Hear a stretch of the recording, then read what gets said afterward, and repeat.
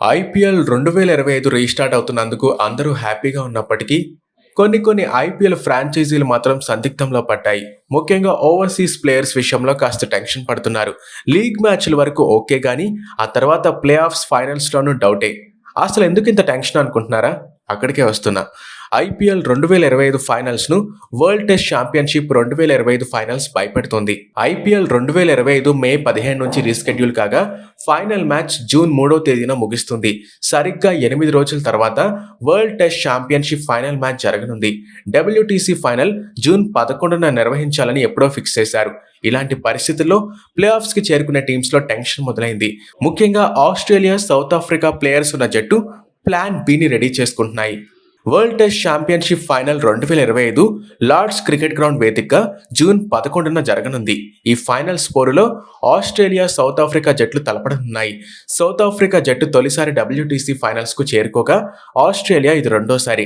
Team India వరుసగా 2 సార్లు WTC finals కు చేరుకున్నప్పటికీ ఛాంపియన్స్ గా నిలవలేకపోయింది. 2021లో న్యూజిలాండ్ పై, 2023లో ఆస్ట్రేలియాపై ఓటమి పాలైంది.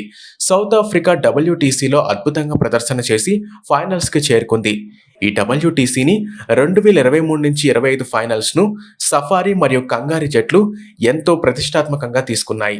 మరి ఇలాంటి సందర్భంలో ఇరు జట్లు ఎలాంటి నిర్ణయం తీసుకుంటాయని ఐపీఎల్ ఫ్రాంచైజీలు టెన్షన్లో ఉన్నాయి. ఆస్ట్రేలియా ప్లేయర్లలో హేజల్వుడ్ ఆర్సీబీ తరపున ఆడుతుండగా మిచెల్ ఢిల్లీ తరపున, హెడ్ కమిన్స్ సన్ రైజర్స్ కి ప్లేయర్స్ గా ఉన్నారు. సన్ రైజర్స్ టోర్నీ నుంచి ఎలిమినేట్ కావడంతో హెడ్ మరియు కమిన్స్ డబ్ల్యూటీసీ ఫైనల్స్ కోసం ముందుగా ఆసీస్ కు చేరుకున్నారు. ఆర్సీబీ ఈసారి ఫైనల్స్ పోరులో నిలిచే అవకాశం ఉండడం, హేజల్వుడ్ వాళ్ళకి కీ బౌలర్ గా ఉండడంతో ఏం జరుగుతుందో తెలియడం లేదు. ఢిల్లీ ప్లే ఆఫ్స్ కి చేరితే స్టార్క్ సాయం వాళ్ళకి ఖచ్చితంగా అవసరం ఉంటుంది. సౌత్ ఆఫ్రికా ప్లేయర్లు Tristan, Marco, Rabada, Ryan Rickelton IPL 2025 top teams తరపున ఆడుతున్నారు.